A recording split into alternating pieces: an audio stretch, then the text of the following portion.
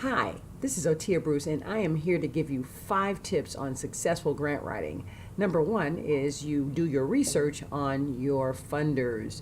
One of the best ways to do this is to go to grants.gov if you're interested in federal grants. That's grants.gov. Navigating that site is not the easiest thing in the world, but if you want federal monies and you want to find out what the upcoming deadlines are, then you want to go to that site. For foundations, you go to foundationcenter.org. Foundationcenter, one word.org, to find out what foundations are doing, whether they are community foundations, corporate foundations, or family foundations. You can go to those sites to find out what's going on. Another thing that you can do is you can do a Google search to find out what philanthropists or which foundations are giving funds in your state or in your county or in your city. Number two, you want to gather your documents.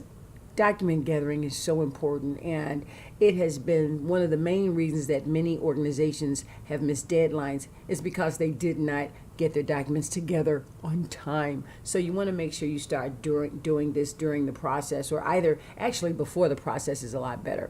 So documents such as your 501c3, letter of determination, a couple of years worth of financial statements. The government isn't a stickler on your financial statements. They are more interested in your projected forecast in terms of your budget for your programs, but foundations want your financial statements. Many times they want 2 years worth of audited financial statements. In other cases, they don't. Many times also they will ask you for a projected budget for the project or the program that you are asking funds for. Number three, you have to set a timeline. Why do you need to set a timeline? Again, another reason why so many people miss out on grant deadlines is because they haven't set an appropriate timeline to get all of their information together to submit with the grant. So you want to make sure that if you've got a team of people working with you, if you're working alone, that you put everything on a calendar, put all of the information that you need together, all of the attachments that you need together on a timeline, so that you'll have an idea of what you can put together or what you need to put together by a certain period of time. So you might have a 30-day grant submission deadline. So you might gather your documents the first 5 days. You might gather your attachments the next 5 days. You might have a meeting with your group on day 12 or day 15 to see if all of the documents and information is there.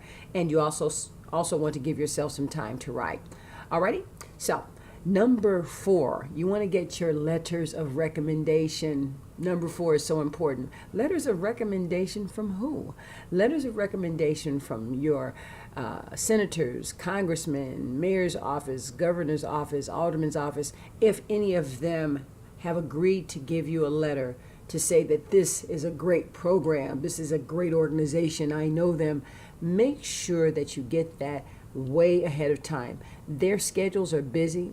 Their assistants' schedules are very busy. So you want to make sure that you let them know ahead of time that you'd like to include a letter of recommendation from them. Many times, actually most times, what I do on letters of recommendation is I write them myself and I send them to them, let them copy them onto their letterhead. They sign it, scan it, email it back to me. Yes, I did say email. And that makes life a whole lot easier. And I'm not waiting for them to send it in by the secretary who may have had a sickness or a vacation or, whatever it is. Just get an email back. That's the most important thing in terms of letters of recommendation, getting them ahead of time. I can't tell you how many people have missed deadlines because they didn't get their letters of recommendation on time, or they were waiting for a letter of recommendation from a key person of high notoriety and just did not get it, and they waited to submit the grant and missed the deadline. Number 5, attend events. What kind of events? Not concerts. I'm talking about events that are specifically sponsored by government agencies and foundations. Many times they will give these events to give you more information on RFPs that they've put out there on the street, or email announcements or announcements on their websites.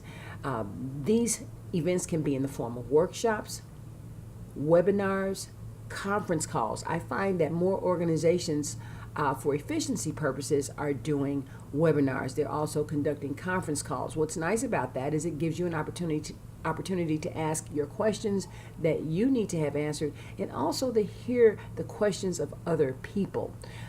Those questions can help you too, because it may be something that you may not have thought about. So anyway, those are my 5 tips on successful grant writing. Much success to you in getting funding for your organization. And hopefully this information session has given you some morsels that you can use to be a successful organization in terms of your grant writing. Thank you so much for visiting with me.